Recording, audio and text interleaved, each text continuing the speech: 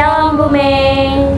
Kembali lagi pada podcast kami bab 12 bersama saya Agnes Gloria dari 10 Usaha 2. Saya Daniela dari 10 Kuliner 3. Pada bab kali ini kami akan membahas tentang berperan aktif mencegah kerusakan alam. Di sini ada ayat pengantarnya yaitu Kejadian 2 ayat 15 dan Imamat 25 ayat 2 sampai 7. Tujuan pembelajaran pada bab kali ini yaitu yang pertama memahami pesan Alkitab untuk memelihara alam ciptaan Tuhan. Yang kedua mengkaji bentuk-bentuk pemeliharaan alam Indonesia yang sudah berjalan selama ini. Yang ketiga berperan aktif dalam memelihara alam Indonesia. Yang pertama ada memahami pesan Alkitab untuk memelihara alam ciptaan Tuhan. Jadi manusia sebagai pengelola alam dalam Kejadian 1 ayat 26 sampai 28 berfirman Allah, "Baiklah kita menjadikan manusia menurut gambar dan rupa kita, supaya mereka berkuasa atas ikan-ikan di laut dan burung-burung di udara, atas ternak dan atas seluruh bumi dan atas segala binatang melata yang merayap di bumi." Maka Allah menciptakan manusia menurut gambarnya. Menurut gambar Allah diciptakannya dia, laki-laki dan perempuan diciptakannya mereka. Allah memberkati mereka dan Allah berfirman kepada mereka, "Beranak cuculah dan bertambah banyak, penuhilah bumi dan taklukkannya itu. Berkuasalah atas ikan-ikan di laut dan burung-burung di udara dan atas segala makhluk yang merayap di bumi." Manusia diberi otoritas untuk mengelola alam, tapi ini datang dengan tanggung jawab yang besar. Alam dan semua isinya adalah ciptaan Tuhan yang harus dijaga dan dipelihara dengan bijaksana. Jadi begitu Tuhan selesai menciptakan alam semesta pada hari ke-6, pada hari ke-7-nya hari ke-5, hari ke-6 kan Tuhan bikin manusia dan hari ke-7-nya istirahat gitu kan. Nah, kita kan dibuat sendiri gitu loh, enggak yang langsung tercipta, tapi Tuhan tuh bentuk kita sendiri gitu kan. Nah, dan yang ini tuh yang menjadikan kita kalau kita ini yang spesial banget dibanding makhluk lain gitu. Karena itu kita juga diberi otoritas nih sama Tuhan nih. Di taman itu kita bebas buat mengelola, buat menjaga.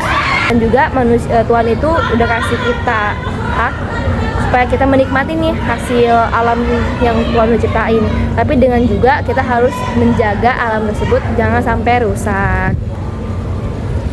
Nah, apalagi sekarang malah kebanyakan manusia di zaman sekarang malah merusaknya kan. Betul. Kayak mereka lebih egois gitu dengan kepentingan mereka sendiri. Mereka nggak meduliin ciptaan-ciptaan Allah yang lain kayak tumbuhan juga makhluk hidup kan kayak terus hewan juga. Apalagi sekarang udah banyak hewan-hewan yang udah kehilangan tempat tinggalnya gitu kayak beruang kutub gitu ya, gara-gara es sudah pada mencair. Itu kan ulah manusia gitu kan, pemanasan global ya sih. Nah, dengan itu kita tuh harus menghargai alam sebagai ciptaan Tuhan. Alam adalah anugerah yang Tuhan berikan untuk memenuhi kebutuhan hidup manusia. Oleh karena itu penting bagi kita untuk tidak hanya menikmati keindahannya, tetapi juga untuk menjaga dan merawatnya. Alam yang indah ini mencerminkan kebesaran dan kuasa Tuhan seperti yang tertulis dalam Mazmur 24 ayat 1. Kita sebagai ciptaan Tuhan harus menyadari bahwa segala sesuatu yang kita miliki di bumi harus kita jaga dan kita lestarikan. Nah, terus kalau di Alkitab juga tertulis tuh yang Tuhan memberikan tugas kepada manusia untuk memelihara Taman Eden. Dari sini dapat mengajarkan kita untuk harus tetap mengelola sumber daya alam dengan bijaksana dan tidak serakah. Apalagi kita menyalahgunakan ciptaan Tuhan kayak dengan kayak jatuhnya gimana ya, bukan gue kok yang ngasilin, maksudnya kayak itu kan emang udah dari alam, maksudnya terus apalagi Tuhan jadi dia yang asal make gitu aja. Iya. Kalau menurut kamu pernah nggak nih ngelihat langsung contoh orang tuh nggak menjaga lingkungan alam gitu? Aku sih sering sih kalau misalkan lagi berjalan kayak ceritanya orang habis udah disapu nih kan, sekarang kan ada petugas kebersihan jalan kan. Iya. Nah terus udah abis disapu tuh pagi-pagi, terus aku lihat lagi ada orang kayak jalan, mungkin dia abis makan itu gimana, main asal dibuang sembarangan. Nah kadang aku yang ngeliatnya kayak, kan aku jalan di belakangnya kan, Iya. terus aku kayak angkatin buat dibuang. Nah itu kayak kita dari situ harus belajar menghargai orang yang udah, kan itu sama aja kayak dia kerja buat mencari nafkah. Kayak istilahnya kayak semena-mena gitu ya, Iya. mentang-mentang ya dibayar, jadi kita kayak langsung buang sampah sembarangan orang-orang aja sih. Pesan diri sendiri, masyarakat dan pemerintahan dalam menjaga alam. Untuk pesan diri kita sendiri nih, kita kan setiap individu memiliki peran yang penting walaupun kita sendiri, tapi peran kita tuh sangat penting ya untuk memulai dalam menjaga kelestarian alam nih. Mulai dari menghemat air deh, mengurangi penggunaan plastik, hingga menjaga kebersihan lingkungan sekitar. Melalui tindakan sederhana itu, kita dapat menunjukkan rasa syukur kepada Tuhan atas alam yang telah diberikan. Jadi kita tuh dimulai dari kita dulu aja gitu kan, nggak perlu tuh kita ngadain gotong royong langsung bersihin lingkungan. Cukup kita kayak hemat air, nggak buang sampah sembarangan, itu udah bentuk kalau kita tuh udah menjaga alam loh gitu. Lalu kedua, peran masyarakat. Peran masyarakat ini dapat berperan dengan bersama-sama nih menjaga kebersihan lingkungan. Contohnya nih kayak menanam pohon gitu kan, terus gotong royong dan gotong royong dalam menjaga alam adalah nilai yang sangat dijunjung tinggi dalam ajaran Kristiani. Lalu yang ketiga ada peran pemerintah. Jadi pemerintah ini memiliki tanggung jawab untuk menetapkan kebijakan yang mendukung pelindungan dan pelestarian alam, seperti pengelolaan sumber daya alam yang berkelanjutan, pengendalian terhadap keanekaragaman hayati. Nah tapi kadang pemerintah sendiri tuh nggak bisa menerapinnya gak sih, kayak kadang mereka masih kayak membakar hutan nih untuk nebang pohonnya kan buat bikin bangunan gitu. Nah tapi mereka tuh mungkin sekarang udah ada perlakuan reboisasi kali ya. Cuman dulu pas lagi kan ada tuh pas saat benar lagi kayak semuanya tuh kritis banget gitu. Oh yang kan, pas gersang gitu banget ya. Iya kayak di situ mereka nggak ngelakuin kayak tanggung jawabnya mereka dengan melakukan reboisasi kembali gitu.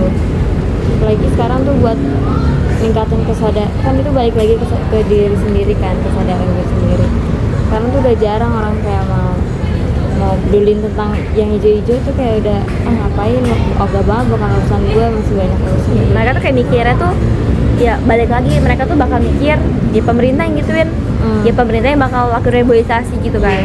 Tapi padahal dari diri sendiri aja buat ngelakuin hal-hal kecil aja tuh masih belum bener gitu, masih buang sampah sembarangan, mikirnya ada yang bersihin, bilangnya boros air karena bilangnya gue yang bayar gitu ya. Kadang suka gitu ya denger ya, orang gue yang bayar kenapa lu yang repot, kan air gue gitu kan. Apalagi katanya dikit lagi kita bakal krisis air bersih kan. Nah itu pasti kayak untuk orang-orang yang mungkin mampu kali, misalnya mampu yang kayak orang-orang tinggi-tinggi, gimana kayak ya bakal dapetin air bersih. Tapi kan kalau untuk orang-orang yang kurang mampu gitu susah jadinya. Jadi kayaknya ada bikin kita sendiri yang bikin kita tuh susah gitu ya jadinya ya. Nah di sini ada pentingnya pendidikan lingkungan dalam ajaran Kristus. Pendidikan mengenai alam dan tanggung jawab terhadap lingkungan sangat penting dalam ajaran Kristiani. Tuhan mengajarkan kita untuk tidak hanya memikirkan diri kita sendiri, tetapi juga memikirkan kesejahteraan ciptaannya. Ibrani 11 ayat 3 mengingatkan kita bahwa segala sesuatu yang ada diciptakan oleh Tuhan. Dengan memahami bahwa alam adalah ciptaan Tuhan, kita diingatkan untuk merawatnya sebagai bagian dari tanggung jawab kita. Kalau menurut kamu nih, selain pendidikan gitu, ada hal lain nggak sih nih supaya kita orang lain tuh jadi mau gitu loh buat nggak bawa sampah sembarangan, buat menjaga alam gitu?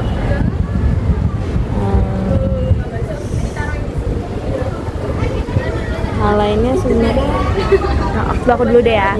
Kalau menurut aku kan selain dari pendidikan itu, kita tuh bisa supaya orang tua itu ngajarin anak-anaknya gitu loh.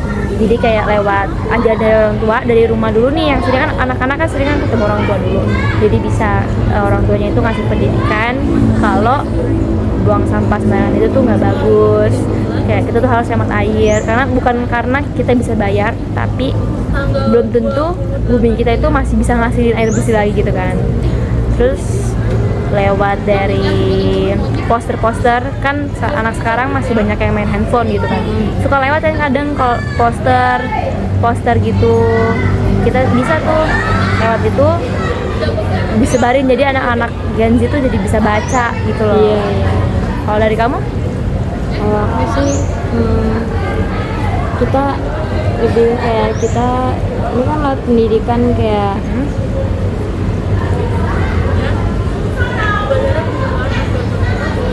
dalam ajaran Kristen kan. Nah apalagi kita nih sebagai anak Tuhan kayak kita harusnya udah lebih tahu deh. Apalagi mungkin orang di luar sana, apalagi mayoritas kita kan kayak mungkin mereka kurang paham gitu. Nah kita kan sebagai umat Kristen kayak apalagi anak Tuhan, Jadi sebagai tujuan gitu ya. Jadi kita tuh yang ngasih contoh ke orang-orang lain gitu kan. Oh ya betul. memberi kayak ini loh yang benar tuh kayak gini harusnya.